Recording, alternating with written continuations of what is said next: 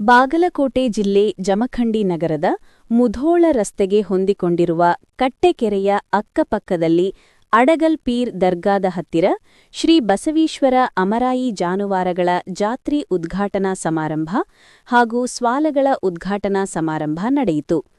ಇದೇ ಸಂದರ್ಭದಲ್ಲಿ ದಿವ್ಯ ಸಾನ್ನಿಧ್ಯ ಸಟಸ್ಥಳ ಬ್ರಹ್ಮಶ್ರೀ ಶಿವಲಿಂಗ ಪಂಡಿತಾರಾಧ್ಯ ಶಿವಾಚಾರ್ಯರು, ಮುತ್ತಿನಕಂತಿ ಹಿರೇಮಠ ಜಮಖಂಡಿ, ಶ್ರೀ ಆನಂದದೇವರು ಓಲೆಮಠ ಜಮಖಂಡಿ, ತದನಂತರ ಅಧ್ಯಕ್ಷರಾದ ನಂದಪ್ಪ ರಾಮಪ್ಪ ನ್ಯಾಮಗೌಡ, ಉಪಾಧ್ಯಕ್ಷರಾದ ಸಚಿನ್ ಮಲ್ಲಪ್ಪ ತುಪ್ಪದ, ಫಕೀರ ಸಾಬ್, ಭಗವಾನ್ ಗಿರಮಲ್ಲಪ್ಪ ಹಂಚಿನಾಳ, ಕಲ್ಲಪ್ಪ ತುಪ್ಪದ, ಮಹಾದೇವ್ ತಲೆಭಕನವರ, ಸಿದ್ದರಾಮ್ ಜಂಬಗಿ, ನಂದಪ್ಪ ಹಿಪ್ಪರಗಿ, ನಂದಪ್ಪ ತಳವಾರ್, ಶ್ರೀಶೈಲ್ ಚಿಟ್ಗೌಡರ್, ನಂದಪ್ಪ ನ್ಯಾಮಗೌಡ, ಸಂಗಪ್ಪ ದಡ್ಡಿಮನಿ, ಹಣಮಂತ ತುಪ್ಪದ, ಮಲ್ಲೇಶ್ ಹೇಶಮನಿ, ಮಲ್ಲಪ್ಪ ಉಳ್ಳಾಗಡ್ಡಿ, ರೇವಣಪ್ಪ ತಲೆಭಕನವರ, ಆನಂದ್ ರತ್ನಾಕರ, ಕಾರ್ಯದರ್ಶಿಗಳು ಕೃಷಿ ಉತ್ಪನ್ನ ಮಾರುಕಟ್ಟೆ ಸಮಿತಿ ಜಮಖಂಡಿ, ಇನ್ನೂ ಹಲವು ಅಧಿಕಾರಿಗಳು, ಗುರುಹಿರಿಯರು, ರೈತ ಬಾಂಧವರು ಹಾಗೂ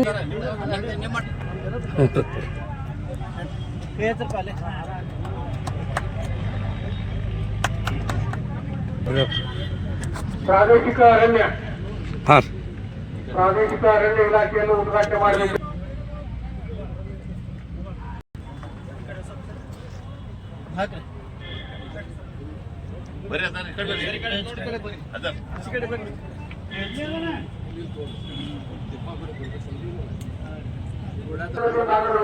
ಸರ್ ಸರ್ ಏಟ ಸರ್ ಹಾಂ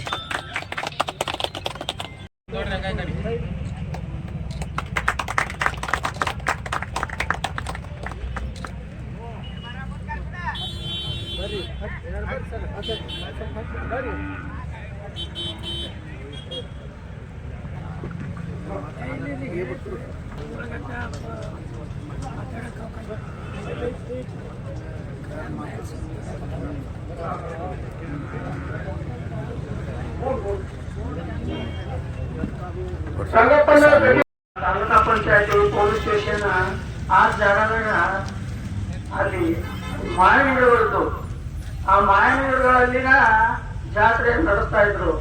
ಬರ್ಬರ್ತಾ ಅವೆಲ್ಲ ಪ್ಲಾಟ್ ಆಗಿ ಈ ಏರಿಯಾ ತುಂಬಿದಾಗ ಅದನ್ನ ಇಲ್ಲಿ ನಮ್ಮ ರಾಮಣ್ಣ ಕಬೂತಿಯವರು MLA ಇದ್ದಾರೆ. ಈ ಪ್ರದೇಶಕ್ಕೆ ಸ್ಥಳಾಂತರ ಆಯ್ತು. ಸ್ಥಳಾಂತರ ಆಗಿ ರೆಡಿ ಅಚ್ಚುಕಟ್ಟಾಗಿ ಹೌದುಗಳು, ನೀರಿನ ವ್ಯವಸ್ಥೆ, ಲೈಟ್ ವ್ಯವಸ್ಥೆ ಅದನ್ನ ಅವ್ರು ಇದ್ದಾಗ ಎಲ್ಲ ಮಾಡ್ತಿದ್ರು. ಹಂಗ ಮುಂದುವರೆದು ಎಲ್ಲ ರಾಜಕೀಯ ವ್ಯಕ್ತಿಗಳು ಸಹಾಯ ಸರ್ಕಾರಗಳ ತೋರಿಸಿದ್ರು. ನಂತರ ನಮ್ಮ ಊರು ಹಿರಿಯರು ಇದು ನಮ್ಮೂರು ಜಾತ್ರೆ ಐತಿ, ಏನೇ ಕಷ್ಟ ಬಂದ್ರು ಇದನ್ನ ಉಳಿಸ್ಕೊತ ಹೋಗೋಣ ಅಂತ ತಿಳ್ಕೊಂಡು ಒಂದು ಸಂಪ್ರದಾಯವನ್ನ ಉಳಿಸ್ಕೊತ ಬಂದಾರ. ಮತ್ತಿದು ನಮ್ಮಲ್ಲಿ ಬಹಳಷ್ಟ ಇಂಪಾರ್ಷಿಯಲ್ ಒಂದು ಜಾತ್ರೆ. ರೇಸ್ಗಳಲ್ಲಿ ಆಗಲಿ ಪಾಸ್ಗಳಲ್ಲಿ ಆಗಲಿ ಉಳಿತಿದ್ದು ಯಾವಲ್ಲಿಯೂ ಒಂದು ಸ್ವಲ್ಪ ವಸೀಲಿ ಯಾವುದು ನಡೆಯಂಗಿಲ್ಲ. ಆ ರೀತಿ ಮಾಡ್ತಾ ಬಂದಂತ ಜಾತ್ರೆ ಇದು ಇನ್ನೂ ಹಿಂಗ ಮುಂದುವರಿದೆ ಅಂತ ನಾವು ಬೇಡ್ಕೊತೀವಿ. ನನ್ನ ಎರಡು ಮಾತುಗಳನ್ನ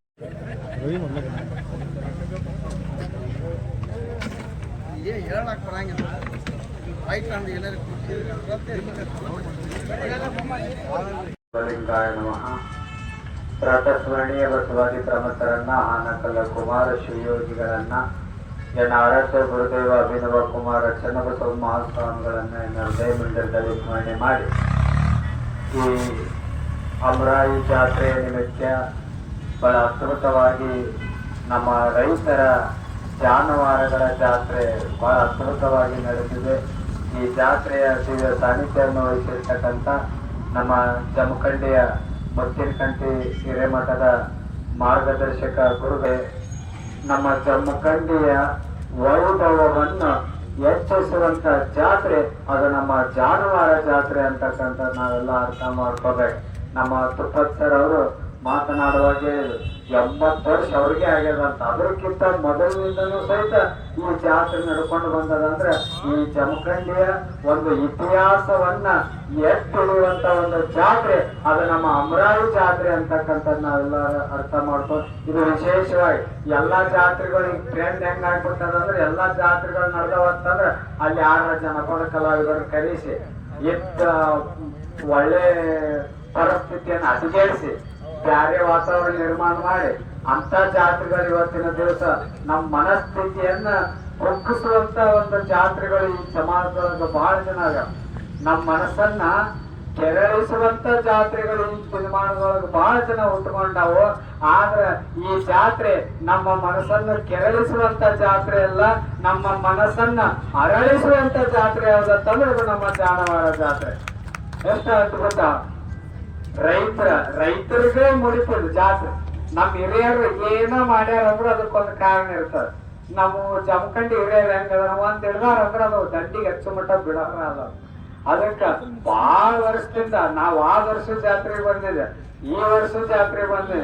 ಎಲ್ಲ ಹಿರಿಯರು ಕೂಡಿ ಎಷ್ಟು ಅದ್ಭುತವಾದ ಜಾತ್ರೆಯನ್ನ ಬಹಳ ಅಚ್ಚುಕಟ್ಟಾಗಿ ರೈತರಿಗೋಸ್ಕರನ ಒಂದು ಮೀಸಲಿಟ್ಟ ಈ ಜಾತ್ರೆಯನ್ನು ಮಾಡ್ತಾ ಇದ್ದಾರೆ. ಹೌದು, ನಮ್ಮ ರೈತರು ಬೆಳಿಬೇಕಾಗಿತ್ತು ಇವತ್ತಿನ ದಿವಸ. ಇವತ್ತು ಯಾರ್ಯಾರು ಬೆಳಕತ್ತಾರ ಅಂದ್ರೆ ಬರೇ ದೊಡ್ಡ ಕೋಟ್ಯಾಧೀಶರು ಶ್ರೀಮಂತರಾಗತ್ತಾರ. ಇವತ್ತು ನಮ್ಮ ರೈತರು ಯಾರು ಬೆಳೆಯಲಾಗ. ಮೈ ಕೆಡೋದು ಸಾಕು. ರೈತ ದೇಶದ ಬೆನ್ನೆಲುಬು, ರೈತರಿಗೆ ಏನ್ ನಡೆಯಂಗಿಲ್ಲ, ರೈತನ ದೇವರು ಎಲ್ಲ ಮೈ ಕೆಡದಾಗ ಅಂತ ಮಾತಾಡೋದು, ಮತ್ತ ಅವ್ರ ಬಿಸ್ನೆಸ್ ದೊಡ್ಡದು ಮಾಡ್ಕೊಳ್ಳೋದು. ಈಗಿನ ಪರಿಸ್ಥಿತಿಗಳ ಹಂಗ ನಡೆದು ಬಿಟ್ಟು ರೈತ ನಿಜವಾಗ್ಲೂ ಬೆಳಿಬೇಕಾಗಿತ್ತಂದ್ರ ನಾ ಎಲ್ಲಿ ಹೋದಲ್ಲಿ ಒಂದು ಸಂದೇಶ ಹೇಳುತ್ತಿರ್ತೆ. ಈಗ ಬ್ಯಾಸ್ಗಿ ಕಾಲ ಬಂತ್. ಈ ಬ್ಯಾಸ್ಗಿ ಒಳಗ ನಾವೆಲ್ಲ ಏನ್ ಮಾಡ್ತೇವಿ?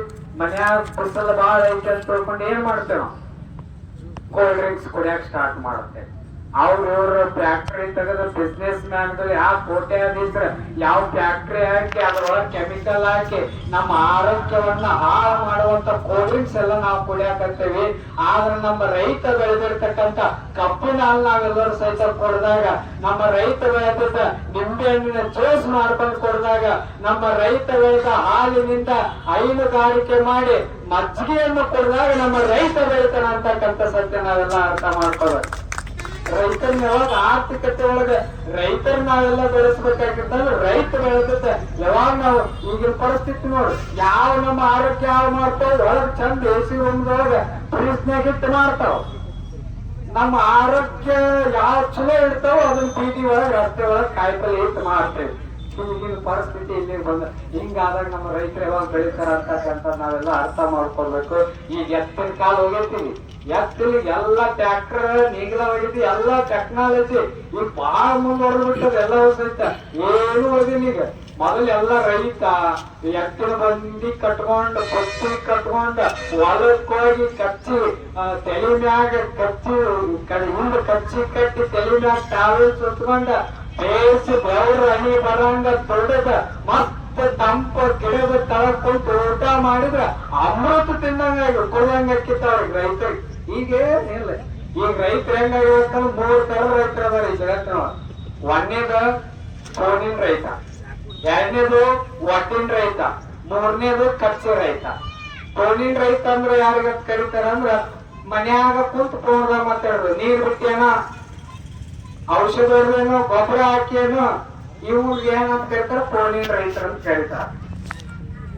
ಈ ಒಟ್ಟಿನ ರೈತರು ಅಂತ ಯಾರು ಕರೀತಾರ ಅಂದ್ರ ಚಲೋ ಇಸ್ತ್ರಿ ಪಟ್ಟಿ ಹಾಕೊಂಡ ಹೋಗಿ ಒಟ್ಟನ್ಯಾಗ ಅಟ್ಟೇಳಿ ಎಲ್ಲಿ ನೀರ್ ಹೋಗ್ಯಾವ ಇಲ್ಲ, ಇಲ್ಲಿ ಗೊಬ್ಬರ ಹಾಕ್ಯಾರ ಇಲ್ಲ, ಬರೀ ಒಟ್ಟನ್ಯಾಗ ನಿಂತ ಯಾರು ನೋಡ್ತಾರಲ್ಲ ಅವ್ರಿಗೆ ಒಟ್ಟಿನ ರೈತರು ಅಂತ ಕರೀತಾರ. ಪಕ್ಕ ಕಚ್ಚಿ ರೈತ ಅಂತ ಯಾರಿಗೆ ಕರೀತಾರ ಅಂದ್ರ ಫೋನ್ ಬಿಟ್ಟು ಒಟ್ಟ ಆರಾಧ್ಯ ಗುರುಗಳನ್ನ ಸ್ಮರಣೆ ಮಾಡಿಕೊಂಡು ಜಮಖಂಡಿಯ ಗ್ರಾಮದ ಅಧಿದೇವತೆ ಕಾದಶಿದ್ದೇಶ್ವರನನ್ನು ಕೂಡ ಮನದಲ್ಲೇ ಸ್ಮರಣೆ ಮಾಡ್ತಾರೆ. ಇವತ್ತು ಜಮಖಂಡಿಯ ಮಹಾನಗರದಲ್ಲಿ ಹಲವಾರು ವರ್ಷಗಳಿಂದ ನಡೆದು ಬಂದ ಅಮರಾವತಿ ಜಾತ್ರಾ ಮಹೋತ್ಸವದ ಈ ಒಂದು ಕಾರ್ಯಕ್ರಮದ ಉದ್ಘಾಟನಾ ಸಮಾರಂಭದ ಸಾನ್ನಿಧ್ಯವನ್ನು ಅಲಂಕರಿಸಿರುವ ನಮ್ಮ ಸುಬ್ಬದ್ ಸರ್ ಅವರು ಕೂಡ ಹೇಳಿದ್ರು, ಬಹಳ ವರ್ಷದಿಂದ ಈ ಒಂದು ಜಾತ್ರೆ ನಡ್ಕೊಂಡು ಬಂದಿದೆ ಅಂತ ಹೇಳಿದ್ರು. ಬಹುಶಃ ಜಾತ್ರೆ ಮೊದಲಿಗೆ ಆರಂಭದಲ್ಲಿ APMC ಒಳಗ ಬಹಳಷ್ಟು ವೈಭವದಿಂದ ನಡೀತಾ ಇತ್ತು ಅಂತ ಹೇಳಿ ನಮ್ಮೆಲ್ಲ ಹಿರಿಯರು ಹೇಳ್ತಾ ಇದ್ರು. ಅದರ ಜೊತೆಗೆ ಅಲ್ಲಿ ಮನೆಗಳು ಹಾಗೂ ಮಳಿಗೆಗಳು ಹೆಚ್ಚಾಗಿದ್ದರಿಂದ ಆ ಒಂದು ಜಾತ್ರೆ ಈ ಒಂದು ಸ್ಥಾನಕ್ಕೆ ಬಂದು ಇಲ್ಲಿ ಕೂಡ ಅಷ್ಟೇ ವೈಭವದಿಂದ ನಡೀತಾ ಬಂದಿದೆ. ಅದರ ಜೊತೆಗೆ ಇವತ್ತು ನಾವೆಲ್ಲರೂ ಕೂಡ ಭಾರತ ದೇಶ ಅಂತಂದ್ರೆ ನಾವೆಲ್ಲ ಏನ್ ಅನ್ಕೊಳ್ತೀವಿ ಅಂತಂದ್ರೆ ಇದೊಂದು ಕೃಷಿ ಪ್ರಧಾನವಾದಂತ ದೇಶ. ಭಾರತ ದೇಶ ಅಂತಂದ್ರೆ ಒಂದು ಕೃಷಿ ಪ್ರಧಾನವಾದಂತ ದೇಶ. ಇಲ್ಲಿ ಹೆಚ್ಚು ನಾವು ಕೃಷಿಗೆ ಬಹಳಷ್ಟು ಮಹತ್ವವನ್ನ ಕೊಡ್ತಾ ಬಂದಿದ್ದೇವೆ. ಅದಕ್ಕಾಗಿ ಹೇಳ್ತಾರೆ, ವಿಶೇಷವಾಗಿ ಭೂಮಿಯ ತಾಯಿಯ ಚೊಚ್ಚಲ ಮಗ ಅಂತಂದ್ರೆ ಅದು ರೈತ ಅನ್ನೋದನ್ನು ಕೂಡ ನಾವೆಲ್ಲರೂ ಕೂಡ ಅರ್ಥ ಮಾಡ್ಕೋಬೇಕು. ಅಂತಹ ಒಂದು ಉಪಯುಕ್ತವಾಗಿರ್ತಕ್ಕಂತಹ ಈ ಒಂದು ಕಾರ್ಯದಲ್ಲಿ ಇವತ್ತು ರೈತರು ಸಾಕಷ್ಟು ಭೂಮಿ ತಾಯಿಯ ಮೇಲೆ ಅವಲಂಬಿತ ಆಗಿ ನಾವೆಲ್ಲರೂ ಕೂಡ ಬದುಕ್ತಾ ಇದ್ದೀವಿ ಅನ್ನೋದು ಕೂಡ ಅಷ್ಟೇ ನೂರಕ್ಕೆ ಸತ್ಯವಾಗಿರ್ತಕ್ಕಂಥ ಮಾತು. ವಿಶೇಷವಾಗಿ ಇಡೀ ಜಗತ್ತಿಗೆ ಅನ್ನವನ್ನ ಕೊಡ್ತಕ್ಕಂತಹ ಏಕೈಕ ದೇಶ ಅಂತಂದ್ರೆ ಅದು ಭಾರತ ದೇಶ ಅನ್ನೋದನ್ನು ಕೂಡ ನಾವೆಲ್ಲ ಇವತ್ತು ಸಂದರ್ಭದಲ್ಲಿ ಅರ್ಥ ಮಾಡ್ಕೋಬೇಕಾಗತ್ತೆ. ಹಾಗಾಗಿ ಕೆಲವೊಂದಿಷ್ಟು ದೇಶಗಳಲ್ಲಿ ಅನ್ನ ಬೆಳಲಿಕ್ಕೆ ಸಾಧ್ಯನೇ ಇಲ್ಲ. ಆದ್ರೆ ನಮ್ಮ ಭಾರತ ದೇಶದಲ್ಲಿ ಎಲ್ಲ ತರ ಕಾಳುಗಳನ್ನು ನಾವೆಲ್ಲ ಎಲ್ಲ ರೀತಿಯ ಹಣ್ಣುಗಳನ್ನು ಕೂಡ ನಾವೆಲ್ಲ ಬೆಳೀತಾ ಇದ್ದೇವೆ. ಇದು ನಮ್ಮೆಲ್ಲರೂ ಕೂಡ ಒಂದು ಪುಣ್ಯ ಅಂತ ಹೇಳಿ ನಾನು ಬಯಸ್ತೀನಿ. ಅದಕ್ಕಾಗಿ ಇವತ್ತು ನಮ್ಮ ರೈತ ಬಾಂಧವರು ಹೆಚ್ಚು ಕೃಷಿ ಕಡೆ ಗಮನವನ್ನು ಕೂಡ ಕೊಟ್ಟು ಇನ್ನೂ ಕೂಡ ಕೃಷಿಯಲ್ಲಿ ಸಾಕಷ್ಟು ನಾವು ಬದಲಾವಣೆ ತರುವಂತ ಕೆಲಸವನ್ನ ರೈತ ಬಾಂಧವರು ಮಾಡ್ಕೊಂಡು ಬರ್ಬೇಕಾಗಿದೆ. ಇವತ್ತು ರೈತರು ಇವತ್ತು ಒಂದು 2-3 ಎಕರೆ ಇತ್ತು ಅಂತಂದ್ರೆ ಬಹಳ ದೊಡ್ಡ ಶ್ರೀಮಂತ. ಯಾಕಂದ್ರೆ ಅದರಲ್ಲಿನ ಸಾಕಷ್ಟು ಬೆಳೆಯನ್ನ ಬೆಳಿಬಹುದು. ಅದರ ಜೊತೆಗೆ ಹೈನುಗಾರಿಕೆ ಮಾಡಬಹುದು. ಮತ್ತ ಜೊತೆಗೆ ಆ ಭೂಮಿಯನ್ನು ಉಳಿಸ್ತಕ್ಕಂತಹ ಸಾವಯವ ಕೃಷಿಯನ್ನು ಕೂಡ ನಾವು ಅಳವಡಿಸಿಕೊಂಡು ಮಾಡಿದ್ದೇ ಆದ್ರೆ ಮುಂದೆ ಬರುವಂತ ದಿನಗಳಲ್ಲಿ ಹೇಳ್ತಾ ಇರ್ತಾರೆ. ಇವತ್ತೆಲ್ಲ ಕೆಲವೊಂದಿಷ್ಟು ಯುವಕರು ಏನ್ ಮಾಡ್ತಾ ಇದ್ದಾರೆ, ಎಲ್ಲೂ ಭೂಮಿಯೊಳಗೆ ಏನ್ ಕೆಲಸ ಮಾಡೋದು ಅಂತ ಹೇಳಿ ಎಲ್ಲೆಲ್ಲೂ ಬೇರೆ ಬೇರೆ ದೇಶಗಳಿಗೆ ಹೋಗೋದನ್ನು ನಾವು ನೋಡ್ತಾ ಇದೀವಿ. ಆದ್ರೆ ಅರ್ಥ ಮಾಡ್ಕೋಬೇಕು, ಮುಂದೊಂದು ದಿವಸ ಇನ್ನ 10-20 ವರ್ಷದಲ್ಲಿ ಒಂದು ಎಕರೆ ಇದ್ದವನೇ ದೊಡ್ಡ ಶ್ರೀಮಂತನಾಗ್ತಾನೆ. ಅಂತಹ ಒಂದು ಕಾಲ ಮುಂದೆ ಬರ್ಬೋದು ಅನ್ನೋದನ್ನ ನಾವೆಲ್ಲ ಅರ್ಥ ಮಾಡ್ಕೋಬೇಕು. ಇವತ್ತೆಲ್ಲ ನೋಡ್ತಾ ಇದ್ದೇವೆ, ನೀವು ಗ್ಯಾಸಿನ ಸಮಸ್ಯೆ ಎಷ್ಟಾಗ್ತಾ ಇದೆ. ಗ್ಯಾಸ್ ಸಿಗದೆ ಹೋಯ್ತು ಅಂದ್ರೆ ನಾವು ಮತ್ತೆ ಒಲಿ ಕಡೆನ ಮುಖ ಮಾಡಬೇಕು. ಇವತ್ತು ನಮ್ಗೆ ಎಲ್ಲಿ ಪೆಟ್ರೋಲ್ ಮತ್ತು ಡೀಸೆಲ್ ಸಿಗದೆ ಹೋಯ್ತು ಅಂದ್ರೆ ಮತ್ತೆ ಬಂಡಿನ ಕಟ್ಟಬೇಕು ನಾವು. ಇಂತಹ ಒಂದು ವಾತಾವರಣದಲ್ಲಿ ನಾವೆಲ್ಲರೂ ಕೂಡ ಅದನ್ನ ಅರ್ಥ ಮಾಡಿಕೊಂಡು ಯಾವ ರೀತಿಯಾಗಿ ನಮ್ಮ ಹಿರಿಯರು ಹೆಂಗ್ ಬದುಕಿದ್ರು ಹಂಗ್ ಬದುಕಿದ್ರೆ ನಾವು ಮುಂದೆ ಬದುಕಲಿಕ್ಕೆ ಸಾಧ್ಯ ಇದೆ. ಅದು ಬಿಟ್ಟು ನಾವು ಆಧುನಿಕ ಇಲ್ಲ ಅಂತ ಹೇಳಿ ನಾವು ಇವತ್ತು ಏನಾಗ್ತಾ ಇದೆ ಅಂತ ಭಾರತದ ದೇಶದಲ್ಲಿ ಅಭಿವೃದ್ಧಿ ಅಂತ ಹೇಳಿ ಇವತ್ತು ಸಾಕಷ್ಟು ರೋಡ್ಗಳನ್ನ ನೋಡ್ತಾ ಇದೀವಿ, ಸಾಕಷ್ಟು ವಿಮಾನ ನಿಲ್ದಾಣಗಳನ್ನು ನೋಡ್ತಾ ಇದೀವಿ. ಇಂತಹ ವಿಮಾನ ನಿಲ್ದಾಣಗಳಾಗಿರ್ಬೋದು, ರೋಡ್ಗಳಾಗಿರ್ಬೋದು, ಜೊತೆಗೆ ಟ್ರೈನ್ ಹರಿಸುವಾಗ ಸಾಕಷ್ಟು ಒಳ್ಳೆಯ ಕೃಷಿ ಇರ್ತಕ್ಕಂಥ ಭೂಮಿಯನ್ನು ನಾವೆಲ್ಲ ನಾಶ ಮಾಡ್ತಾ ಇದ್ದೀವಿ. ಹಾಗಾಗಿ ಇದೇ ರೀತಿ ಮುಂದುವರಿಕೊಳ್ಳೋದು